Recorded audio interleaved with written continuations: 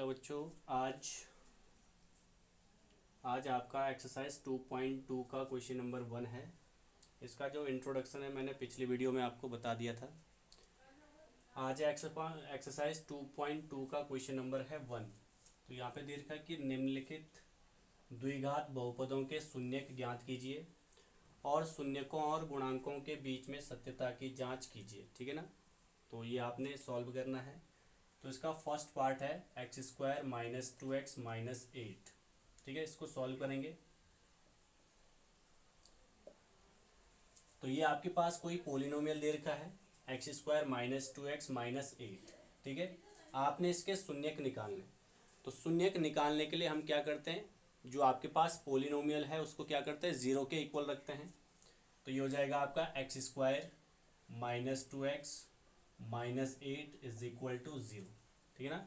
आप क्या करेंगे, इस पोलिनोमियल को ज़ीरो के इक्वल रखेंगे अगर आपको इसके शून्यक निकालने। ठीक है, तो यहाँ पे आपके पास ये क्या है, क्वाड्रेटिक पोलिनोमियल है, द्विघात बहुपद है। तो आप इसके पहले फैक्टर निकालेंगे कि इसके गुणनखंड क्या हैं। इसके गुणनखंड 2 होंगे। तो देखो कैसे इसके गुणनखंड निकालने हैं। तो आप क्या करेंगे, x² - 2x - 8, इसमें क्या आपके पास जो 8 है ये आपका कांस्टेंट टर्म है और यहाँ पे x² का कोफिशिएंट क्या है, 1। तो आप क्या करते हैं, जो आपके पास कांस्टेंट टर्म्स होता है इसके मल्टीप्लाई करते हैं आप x² का जो कोफिशिएंट होता है। तो यहाँ पे जो आपका कांस्टेंट है 8, इसकी मल्टीप्लाई होगी x² का जो कोफिशिएंट है 1। तो ये हो जाएगा 8 × 1 = 8। ठीक है, सबसे पहले आपने क्या करना है, जो ये कांस्टेंट है इसके मल्टीप्लाई करने हैं x² के कोफिशिएंट से। तो कितना आ रहा, 8। अब आपने क्या करना है, 8 के फैक्टर करना है। आपको 8 के 2 फैक्टर करना है। ठीक है ना, 8 के 2 फैक्टर करना है जिनका मल्टीप्लाई करके तो 8 आना चाहिए। ठीक है ना, मल्टीप्लाई करके कितना आना चाहिए, 8, और ऐड या सब्ट्रैक्ट करके कितना आना चाहिए, 2 आना चाहिए। ठीक है, तो 8 के फैक्टर क्या क्या हैं, तो 8 के फैक्टर क्या होंगे, जिसमें 8 का डिवाइड होता है, जिन नंबर का डिवाइड 8 में होता है। तो एक तो हो जाएगा 1 × 8, यानी कि 1 का डिवाइड में 8 में होता है और 8 का भी होता है। दूसरा है 2 × 4। तो ये 8 के फैक्टर हैं। एक तो हो गया 1, एक 2 हो गया, एक 4 हो गया और एक 8 हो गया। ठीक है ना। अब आपने देखना कि इनमें से कौन से 2 फैक्टर आपको लेने हैं। आपको ये वाला फैक्टर लेना है, 1 8 लेना है या 2 4 लेना है। तो इसके लिए हम क्या करते हैं, इसको चेक करते हैं। यहाँ पे माइनस का साइन है, मतलब माइनस होगा तो माइनस करना है, अगर यहाँ पे प्लस होगा तो प्लस करना है। तो आपके पास जो ये 2 फैक्टर हैं इनको माइनस करके कितना आना चाहिए, 2 आना चाहिए। इनको माइनस करके कितना आना चाहिए, 2। तो देखो यहाँ पे अगर आप 8 में से 1 माइनस करते हैं तो ये तो हो जाएगा 7, इसका मतलब ये नहीं है। अगर आप यहाँ पे 4 में से 2 माइनस करते हैं तो इसका आंसर आ जाए, माइनस करके कितना आ जाएगा, 2। इसका मतलब इस 8 के जो फैक्टर हैं वो कौन से हैं, 2 और 4 इसमें सही बैठेंगे। तो आप क्या करेंगे, जब इसको डिवाइड करेंगे तो इसको क्या लिखेंगे, 4 - 2। तो ये फर्स्ट टर्म ये तो सेम रहता है, ये तो सेम रहेगा। इसके बाद माइनस, जो आपका लास्ट टर्म है ये भी सेम रहेगा। फर्स्ट और लास्ट टर्म में कोई चेंज नहीं है। चेंज किस में होता है, सिर्फ जो मिडिल टर्म है यानी कि bx है, जो b वाला टर्म्स है वो चेंज होता है। अब यहाँ पे 2 की जगह क्या लिखेंगे, 2 की जगह आप ये लिखेंगे, जो इसके फैक्टर आपने निकाले, एक 4 है और एक 2 है। तो 4 में से अगर आप 2 माइनस करेंगे तो बचेगा 2। तो ये हो जाएगा आपका 4 - 2x। क्या हो जाएगा, 4 - 2x। ठीक है, आगे ये हो जाएगा x²। अब यहाँ पे आप ब्रैकेट खोलेंगे तो ये हो जाएगा -4 की मल्टीप्लाई x से करेंगे, हो जाएगा 4x। माइनस के बाहर माइनस है, अंदर भी माइनस है, तो माइनस माइनस हो जाएगा प्लस। 2 की मल्टीप्लाई x से करेंगे, ये हो जाएगा 2x - 8 = 0। ठीक है, अब आप क्या करेंगे, ये फर्स्ट के जो 2 टर्म्स हैं, लास्ट के 2 टर्म्स हैं, इनमें से कॉमन लेंगे। तो फर्स्ट के जो 2 टर्म्स है इसमें कॉमन क्या दिख रहा है आपको, इसमें कॉमन है x। इन दोनों में कॉमन क्या है, x है। तो आपने दोनों में से x कॉमन ले लिया, तो यहाँ पे बचेगा आपके पास x माइनस, यहाँ से अगर आप x बाहर ले लेते हैं तो आपके पास यहाँ पे बच जाएगा 4x - 4। इसके बाद प्लस का साइन है तो प्लस आएगा। इन दोनों में से कॉमन क्या है, तो कॉमन वो नंबर होता है जिनका डिवाइड दोनों में जा रहा है।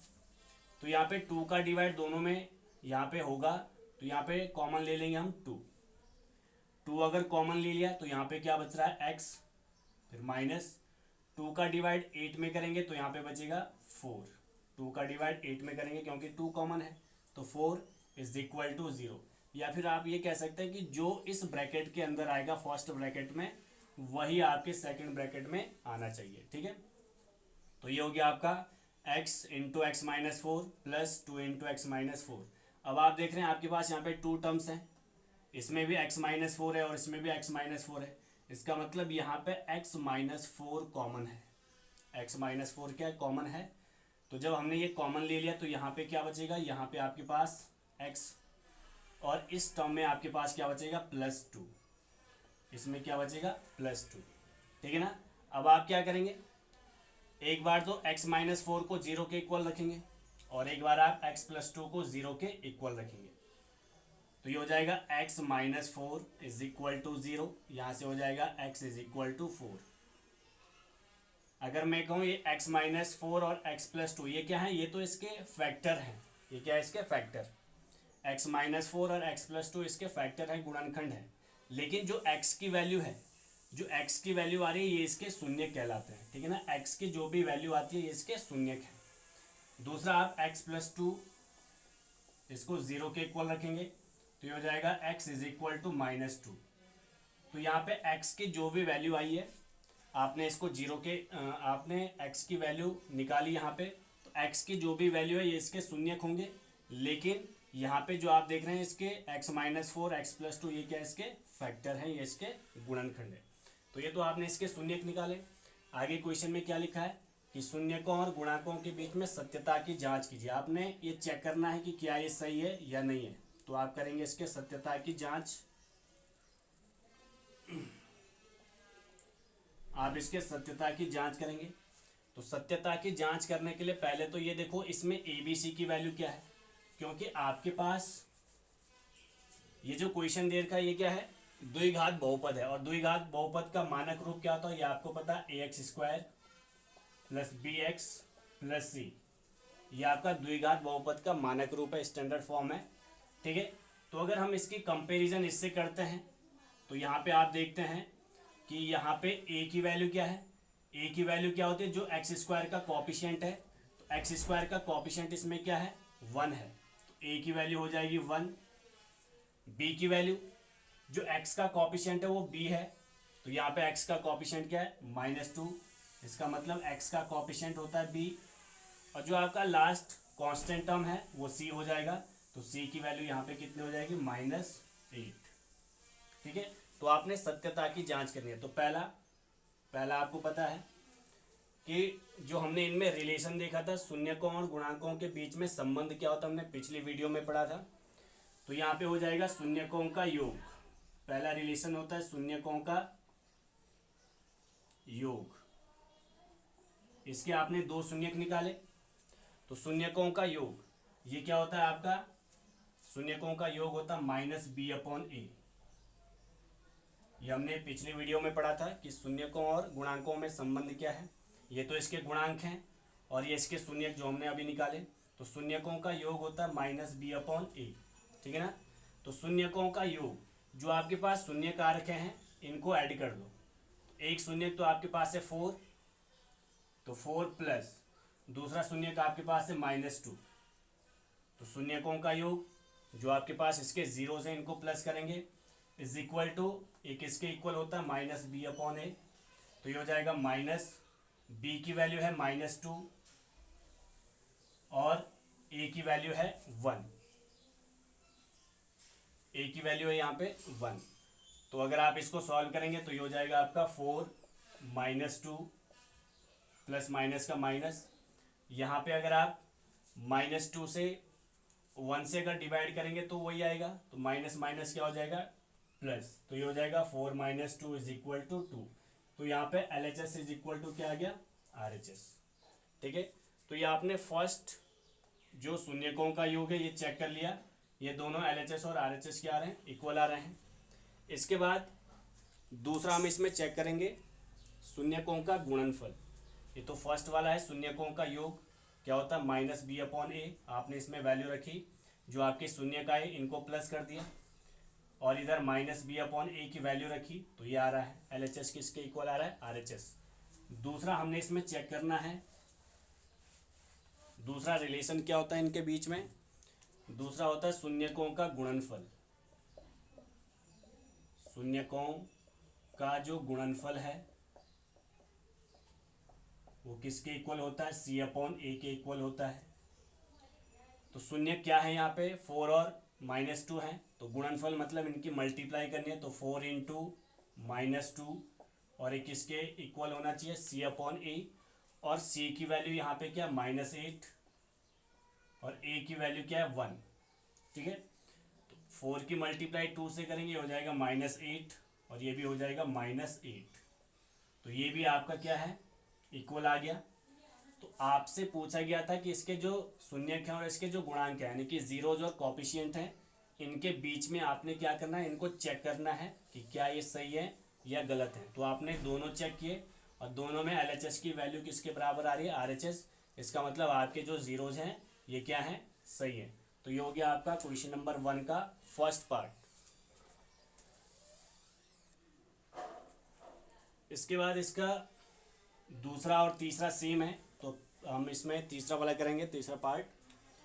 तो यहाँ पे पहले तो आप इसको सीक्वेंस में लिखेंगे क्योंकि ये इस फॉर्म में नहीं है। पहले क्या होता है, मैक्सिमम पावर होती है ए एक्स स्क्वायर, फिर बी एक्स होता है, फिर सी होता है, यानी कि पहले एक्स स्क्वायर होता है, फिर एक्स होता है, फिर सी। लेकिन ये उल्टा है, पहले इसको सही तरीके से लिखेंगे, 6x स्क्वायर 7x आप पहले लिखेंगे तो -7x और फिर -3। अगर आपने इसके जीरोज निकालने तो आप इसको जीरो के इक्वल रखेंगे, तो ये हो जाएगा 6x square -7x -3 is equal to 0। अब इसके फैक्टर करने हैं, तो मैंने क्या कहा था कि जो आपका कांस्टेंट टर्म होता है उसके मल्टीप्लाई करते हैं एक्स स्क्वायर का जो कॉफिशिएंट है। तो कांस्टेंट टर्म तो आपके पास 3 है और एक्स स्क्वायर का कॉफिशिएंट है 6, तो इसका मल्टीप्लाई करके 18 आ रहा है। अब आपने 18 के दो फैक्टर निकालने हैं, जिनको माइनस करके कितना आना चाहिए, 7 आना चाहिए। यहाँ पे माइनस का साइन है, इसका मतलब माइनस करके 7 आना चाहिए, और अगर यहाँ पे प्लस होता है तो प्लस करके 7 आना चाहिए, ठीक है।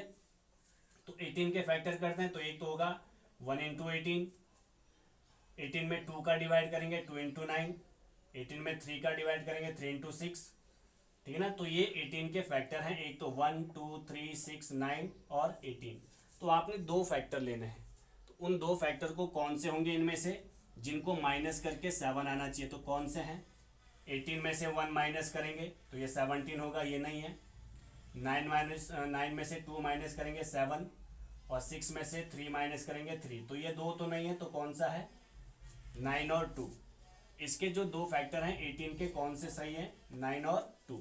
तो आप क्या करेंगे, फर्स्ट वाला जो टर्म्स है ये तो सेम रहता है, लास्ट वाला टर्म्स भी सेम, चेंज किस में होता है, केवल मिडिल वाले टर्म में होता है। तो यहाँ पे 7 की जगह आप क्या लिखेंगे, इसको लिखेंगे आप 7 की जगह आप इसको लिखेंगे 9 - 2, तो ये हो जाएगा आपका 9 - 2 और इंटू एक्स, तो ये हो जाएगा 6x स्क्वायर।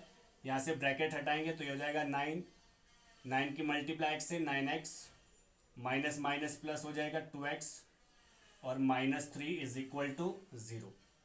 अब इन दोनों में से कॉमन लेंगे, इन दोनों में से कॉमन लेंगे, इन दोनों में क्या कॉमन है, तो आप कहेंगे जिसका इसमें भाग जा रहा है वही कॉमन होगा। तो इन दोनों में एक तो 3 का भाग जाता है, तो 3 कॉमन होगा क्योंकि 3 का डिवाइड इसमें भी जाएगा, 3 का डिवाइड इसमें भी जाएगा, तो एक तो 3 कॉमन है, और एक दोनों में हमको x दिख रहा है इसमें, तो x भी कॉमन है, तो 3x इसमें कॉमन है। और अगर आपको कोई प्रॉब्लम है तो आप इसके फैक्टर कर सकते हैं, 6 को लिखेंगे 2 इंटू 3, एक्स स्क्वायर को लिखेंगे x इंटू एक्स, एक तो ये हो गया। 9 को लिखेंगे 3 इंटू 3 इंटू एक्स, तो देखो कॉमन क्या है, इसमें 3 है, इसमें भी 3 है, इसमें x है, इसमें भी x है, तो जो दोनों में कॉमन है वही आप कॉमन लेंगे। तो आपने 3x कॉमन लिया, तो क्या बच रहा है यहाँ पे 2x, और इसमें क्या बच रहा है, इसमें बच रहा है 3। अब इन दोनों में कॉमन लेंगे, प्लस का साइन है, इन दोनों में कुछ कॉमन है, इनमें कुछ भी कॉमन नहीं दिख रहा है। तो जब इनमें कुछ भी कॉमन नहीं है, तो कुछ भी का मतलब है जहाँ पे कुछ भी कॉमन नहीं होता वहाँ पे 1 कॉमन होता है, बाकी ये पूरा जो इस ब्रैकेट में है उसी को लिख दो। तो 2x minus 3 is equal to 0। जो इस ब्रैकेट में होता है वही यहाँ पे आना चाहिए। अब एक 2x माइनस 3 इधर भी है और इधर भी है, तो ये हो जाएगा, ये कॉमन आ जाएगा 2x माइनस 3। यहाँ पे क्या बचेगा 3x और प्लस 1 इज इक्वल टू 0। तो अगर आप इसके जीरोस निकाल लेंगे तो क्या करेंगे, एक बार तो इसको 0 के इक्वल रखेंगे और एक बार इसको 0 के इक्वल रखेंगे। तो यहाँ से x की वैल्यू आ जाएगी 3/2। यहाँ से x की वैल्यू 1 0 जिसका हो गया 3/2। यहाँ से अगर आप x की वैल्यू निकालते हैं तो x की वैल्यू होगी -1/3। तो ये इसके जीरोज हैं। ये क्या है, इसके जीरोज हैं। एक तो है 3/2 और एक है -1/2। अब आपने क्या करना है, इसके जो कोफिशिएंट है और इसके जो जीरोज हैं इनके बीच में क्या करना है, रिलेशन बताना है। आपने जांच करना क्या ये सही है या नहीं है। तो आप लिखेंगे सत्यता की जांच, यानी कि आप अपना आंसर चेक करेंगे कि हमने जो इसके जीरोज निकाले क्या ये सही है या गलत है। तो पहले तो आपको ए बी सी की वैल्यू पता होनी चाहिए। ए की वैल्यू क्या है, ए की वैल्यू वो होते जो एक्स स्क्वायर का कोफिशिएंट है, तो यहाँ पे एक्स स्क्वायर का कोफिशिएंट 6। बी की वैल्यू क्या होती है, बी की वैल्यू होती है जो एक्स का कोफिशिएंट है, तो यहाँ पे एक्स का कोफिशिएंट, यहाँ पे नहीं, यहाँ पे एक्स का कोफिशिएंट है -7। और बाकी कांस्टेंट वाला जो टर्म्स है वो सी होता है और सी क्या है यहाँ पे -3। तो पहला आपके पास क्या होता है, रिलेशन जो जीरोज हैं और कोफिशिएंट है इनके बीच में रिलेशन होता है शून्यकों का योग। शून्यकों का जो योग होता है वो किसके इक्वल होता है, -b/a के इक्वल होता है। तो यहाँ पे आप वैल्यू रखेंगे शून्यकों का योग। शून्य का आपके पास ये है, इन दोनों का प्लस करेंगे तो ये हो जाएगा 3/2 प्लस -1/3। इन दोनों को आपने प्लस किया क्योंकि ये इसके शून्यक हैं, तो शून्यकों का योग -b/a, तो b की वैल्यू है -7/a की वैल्यू है 6।